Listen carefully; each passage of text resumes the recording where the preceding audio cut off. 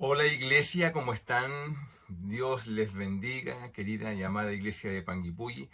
Han sido ya tantos meses que hemos estado juntos. Doy gracias al Señor por cada uno de ustedes, por darme la oportunidad de compartir la palabra del Señor y disfrutar juntos de la comunión del Espíritu Santo y también, por supuesto, de la comunión entre unos con otros. Aunque sea así, de esta manera virtual, pero por cierto que nos ha permitido estrechar lazos y yo doy gracias al Señor por eso. Pues bien, continuamos entonces con esta serie de mensajes que hemos fundado en el libro de Filipenses. Creo que ha sido una hermosa experiencia, para mí lo ha sido, y creo que ha sido muy importante revisar cuáles son los consejos del apóstol Pablo en relación a la importancia de la iglesia. Hoy en día, donde es tan complejo todo el escenario que se presenta para la iglesia del Señor, creo que es muy importante revisar justamente los consejos que el apóstol en este caso tiene para cada uno de nosotros. Y como la palabra del Señor es viva y eficaz y lo es para todos los tiempos,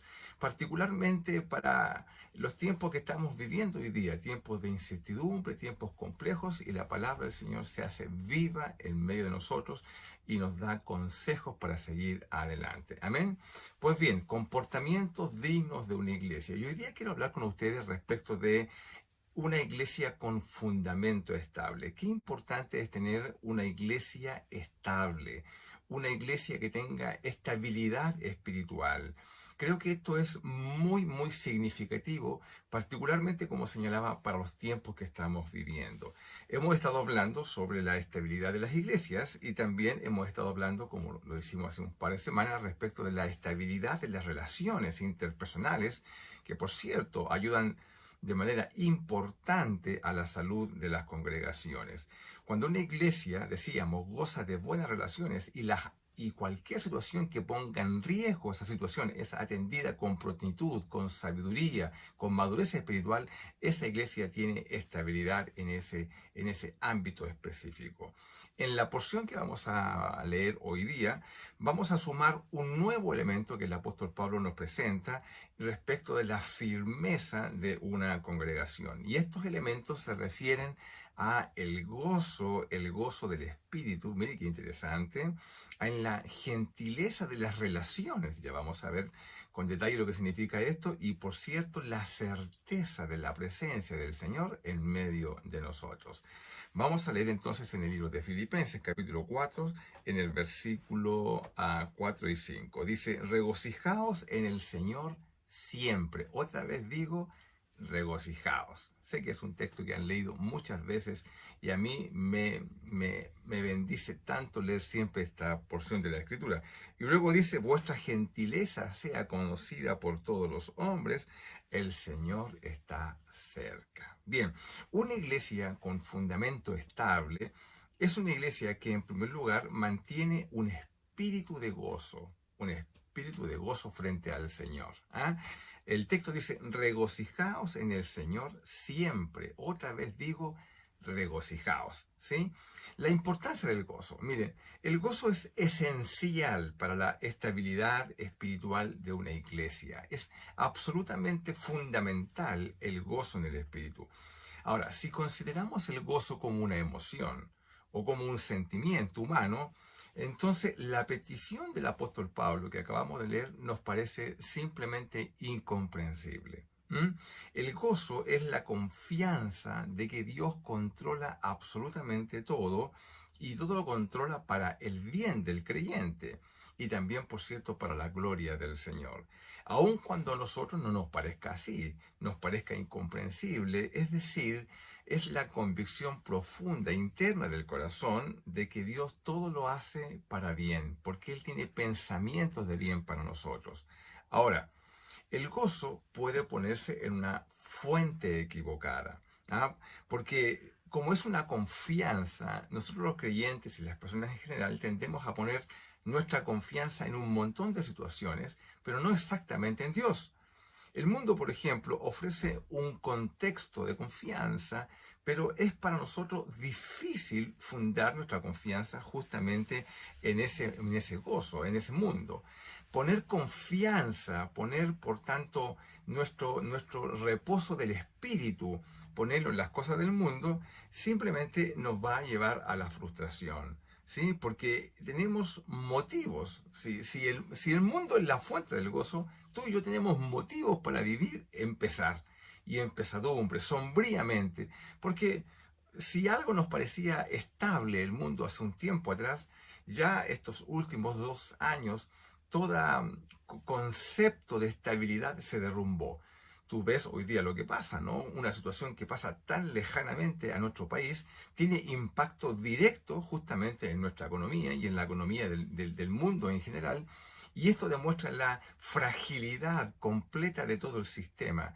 Poner la confianza en el mundo y sentirse reposadamente tranquilo en el espíritu respecto de eso es simplemente vivir en pesar.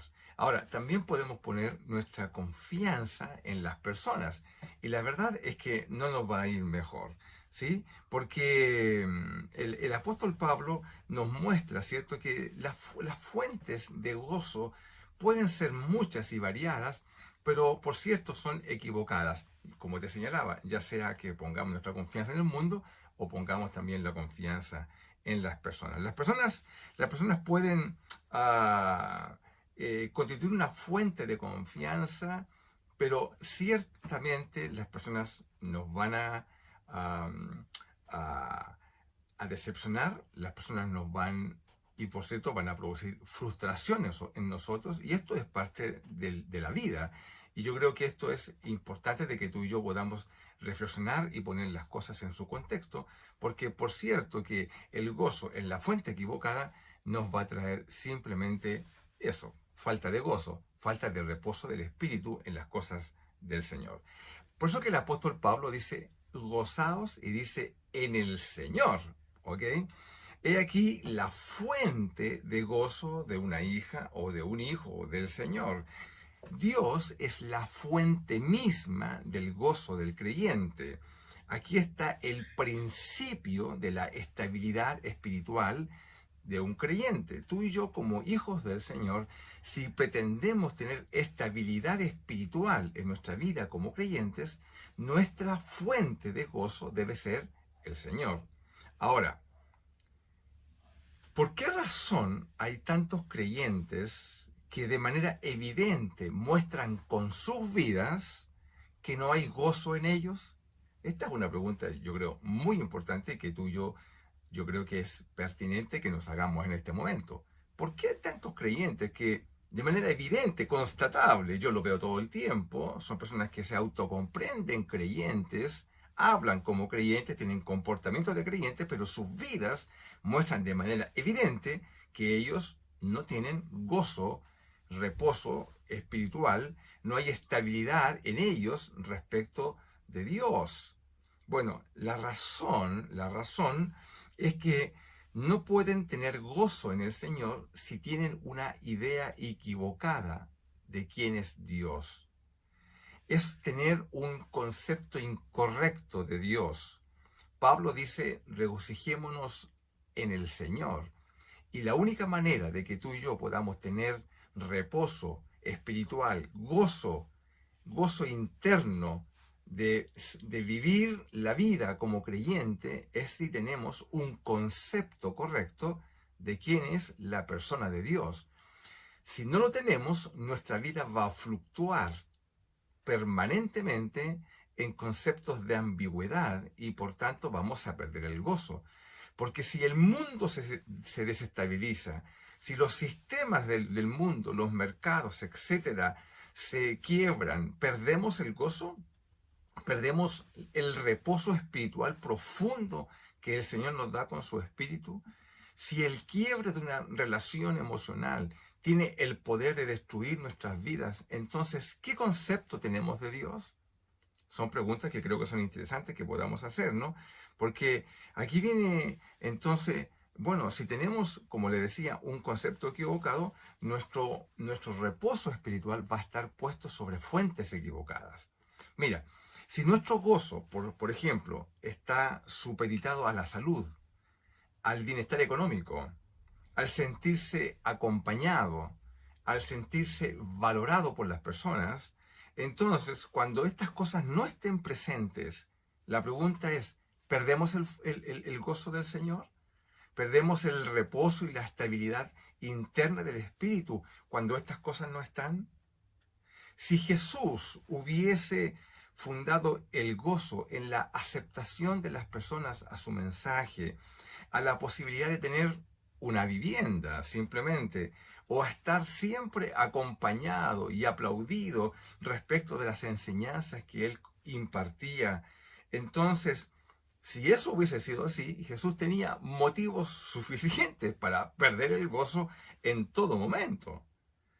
Por eso que la palabra del Señor nos dice en el libro de Hebreos, permíteme leerlo por favor, en el libro de Hebreos capítulo 12, versículo 2, dice, puesto los ojos en Jesús, ¿cierto? Quien escribe nos invita a poner los ojos en Jesús, a poner nuestra perspectiva de la vida en Jesús, y dice el autor y consumador de la fe, el cual por el gozo puesto delante, ¿cierto? De él sufrió la cruz, menospreciando el oprobio, y se sentó a la diestra del trono de Dios. Jesús, camino a la cruz, Jesús, en toda la perspectiva de su vida ministerial, no tenía puesto el gozo en las personas, ni en la aceptación, ni en el mundo, porque motivos tenía para estar frustrado, sino que tenía el gozo puesto por delante en la persona de Dios, teniendo un concepto claro de quién es su Padre, de quién es Dios y de cuál es la perspectiva de su ministerio. Por eso que muchos creyentes pierden el gozo, si es que alguna vez lo tuvieron de manera estable en sus vidas, porque viven con fuentes equivocadas y con conceptos equivocados de quién es la persona de Dios. Ahora, el mismo Jesús, estando en una situación de cierre de su vida ministerial, orando por su discípulo en ese espacio que conocemos como la última cena, ¿no? Les dice en Juan capítulo 17, versículo 13, les dice, pero ahora voy a ti y hablo esto en el mundo. ¿Para qué? Dice Jesús. ¿Para qué? Para que tengan mi gozo cumplido en sí mismos, cumplido en ellos. Qué importante es las palabras de Jesús que está expresando en un momento muy difícil de su vida ministerial, está expresando que el gozo que él siente respecto de su concepto del Padre, respecto de su reposo espiritual interno por estar haciendo la voluntad de Dios y no la voluntad del mundo, todo eso, ese concepto de la vida y la perspectiva completa de la asistencia y del ministerio, Dios quiere que sea traspasado a nosotros y que tú y yo también vivamos en esa perspectiva de vida. Creo que esto es muy importante porque nos permite tener claridad ahora respecto de cuando una iglesia vive en el gozo del Señor y lo expresa de esa manera. No estamos hablando de alegría, no estamos hablando de que estemos pasándolo bien, en una perspectiva emocional, que por cierto es muy buena pasarlo y estar bien y sentirse alegre y expresarlo con el rostro. No estamos hablando de eso, estamos hablando de gozo del Espíritu, lo cual es un fruto justamente que nace del Espíritu para todo aquel creyente que tiene un concepto de Dios claro y que vive en consecuencia de ese concepto y por tanto su vida está estable en relación justamente a su comunión con el Señor. Si esto se multiplica para cada uno de los creyentes de una congregación, tenemos una iglesia que se regocija en el Señor. Amén por eso. Amén. Ahora, si vemos todo el contexto del libro de Filipenses, lo que vamos a encontrar es justamente eso. Es una iglesia que tiene dificultades, complejidades, como otras, ya muy difíciles de sortear por cada uno de esos quienes la componen. Y en ese contexto, el apóstol les recuerda la importancia del gozo del Espíritu, porque esto va a traer estabilidad a la iglesia del Señor. Panguipulli, ¿eres una iglesia que vive el gozo del Espíritu?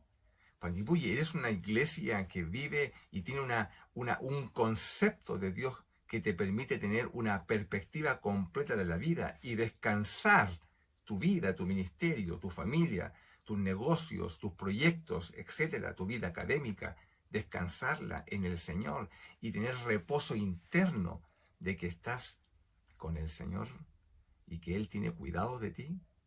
Creo que son preguntas importantes que tú y yo debemos hacernos y responderlas en consecuencia a nuestra manera de entender a Dios. Pues bien, ahora, también el texto nos dice algo más, porque dice el versículo 5, dice, vuestra gentileza sea conocida por todos, cierto, los hombres, sea conocida vuestra gentileza de todos los hombres. Ahora, la palabra gentileza, cuando leemos la Biblia, la Reina Valera en particular, la Reina Valera 60, y quien traduce la traducción, toma una palabra del original y la traduce como gentileza, que es lo que tú tienes aquí hoy día. Sin embargo, esta palabra tiene muchos posibles significados. No la palabra gentileza, sino la palabra original que está escrita aquí y que se traduce por gentileza. Mira, varias de ellas, y tú puedes revisar otras versiones de la Biblia y te vas a encontrar justamente con una cantidad impresionante ya de palabras que se usan aquí para intentar expresar lo que el apóstol Pablo expresó con esa palabra original. Generosidad, sensatez, benevolencia, amabilidad, magnanimidad, suavidad, bondad, modestia, paciencia, mansedumbre, tolerar los defectos de los otros, tratar con misericordia, perdonar las faltas de otras personas, etc. El apóstol Pablo, con una sola palabra, nos dice, vuestra gentileza, vuestra mansedumbre, vuestra generosidad, vuestra sensatez en el trato, vuestra amabilidad, suavidad, bondad, sea conocida de todos. Yo quiero una iglesia así, yo quiero experimentar la suavidad, la bondad, el trato de personas que me aceptan en una condición de misericordia y de gracia, sabiendo que me puedo equivocar y que no me van a apuntar con el dedo, sino que lo que van a hacer es que me van a ayudar. La gentileza de la iglesia es fundamental porque produce estabilidad en las relaciones. Ya veníamos hablando hace unas semanas atrás respecto de la importancia de la estabilidad en las relaciones. Lo vimos, ¿cierto?, en el ejemplo que el mismo Pablo nos dice en este mismo capítulo en relación a dos personas que tenían una tensión ya de relaciones y tensionaban a la iglesia con ello. Y había que ponerle coto a eso rápidamente porque eso era parte de una iglesia que atiende las situaciones que están afectando y ponen en riesgo las relaciones. Bueno, aquí Pablo dice ahora, bueno, vuestra gentileza, vuestro comportamiento en el trato con terceros debe ser conocida. Y yo creo que todas estas palabras que acabamos de expresar dan cuenta de ello. Yo tengo muchas experiencias, y creo que también tú las tienes, respecto de distintas situaciones que uno vive en el día a día de la iglesia y que se dañan las relaciones simplemente por no ser gentil, por no tener una mansedumbre, un comportamiento en correspondencia, incluso a veces con personas que no tienen la madurez que tú y yo tenemos. No podemos juzgar a una persona que ha venido a la iglesia con poco tiempo, que no tiene una conducta que se condiga a la verdad del Evangelio, porque está recién aprendiendo las verdades del Evangelio. Y creo que esto es fundamental para ti y para mí, porque creo que una iglesia que responde al consejo del apóstol Pablo es una iglesia que permite tener entonces madurez, estabilidad, altura en sus relaciones, y esto, por cierto, que es fundamental. ¿Para qué? Para el testimonio de la iglesia.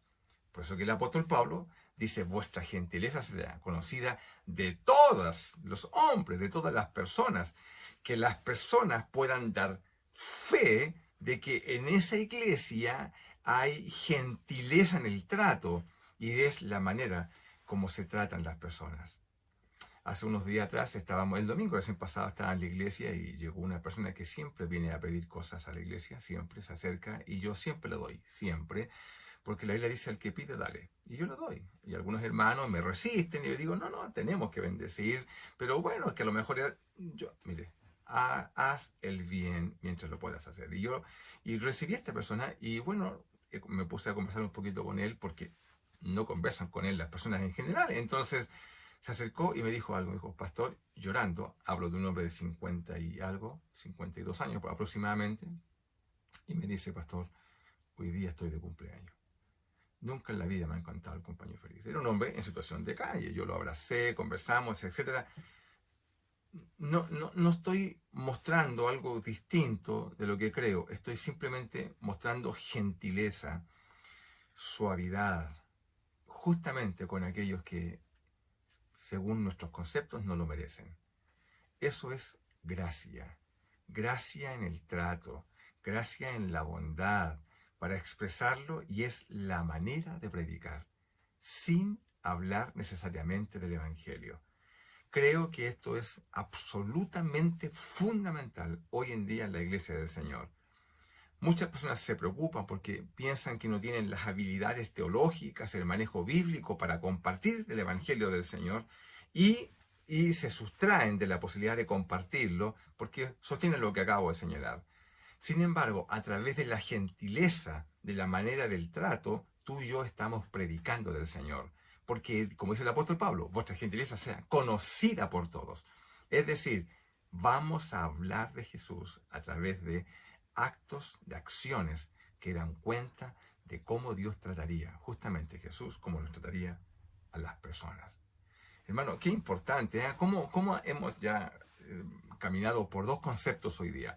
La iglesia tiene y disfruta del gozo del Espíritu cuando tiene un concepto correcto de la persona de Dios, vive en consecuencia de ello, y esa iglesia tiene fundamento de madurez y de estabilidad. Un principio de estabilidad en la iglesia es mantenerse firme ante la adversidad, porque tiene gozo, reposo espiritual en las cosas del Señor, aun cuando todo a su alrededor, cierto, esté muy distorsionado, en la manera como tú lo ves hoy día. Y lo segundo es predicar del Señor justamente a través del trato.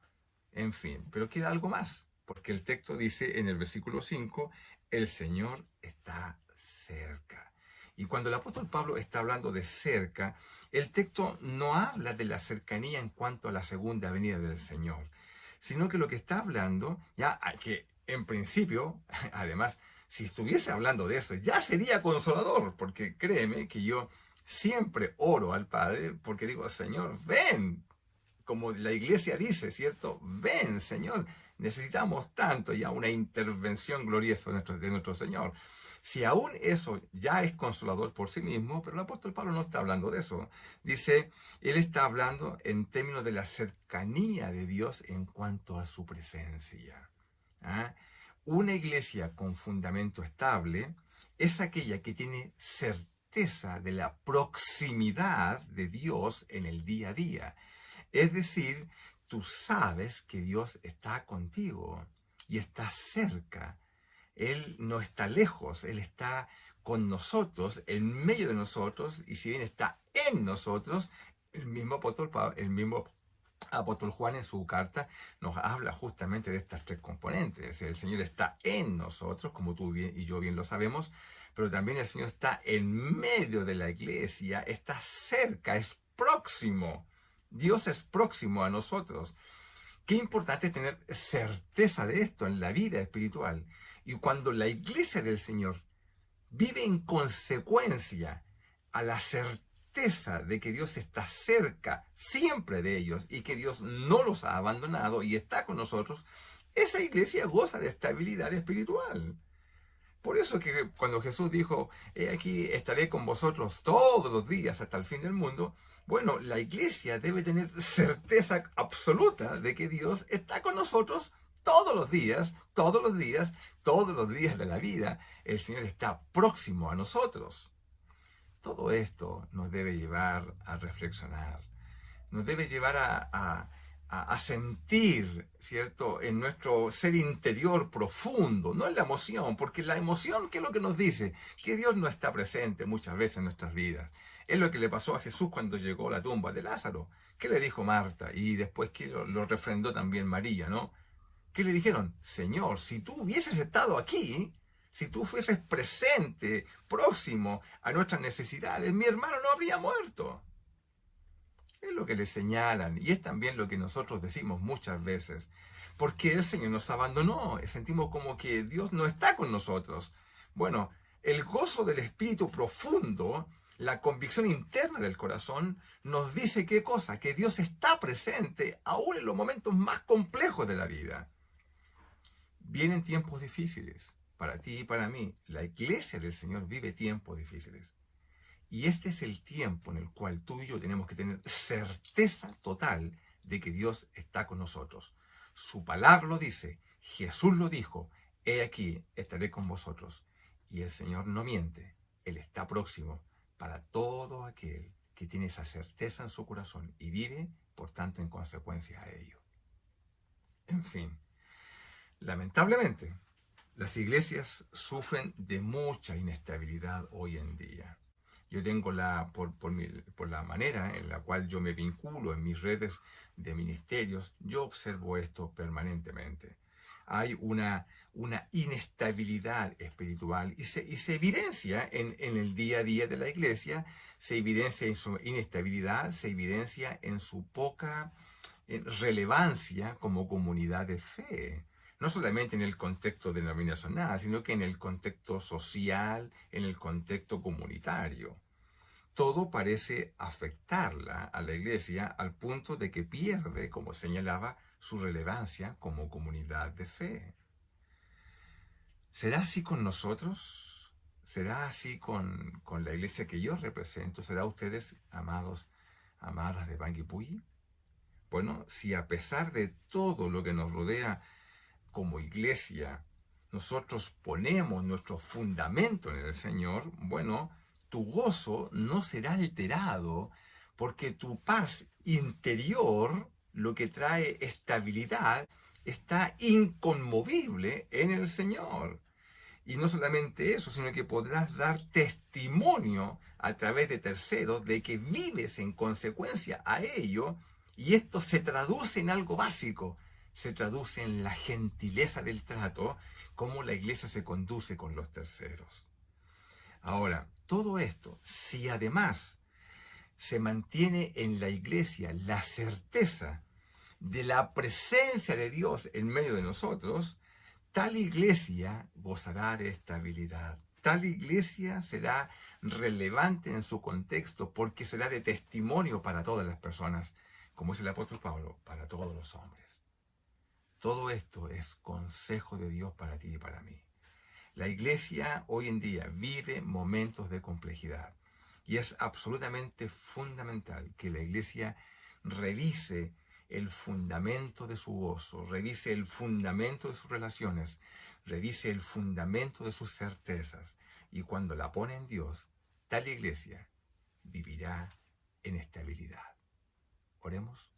Padre, oramos en el nombre de Jesús.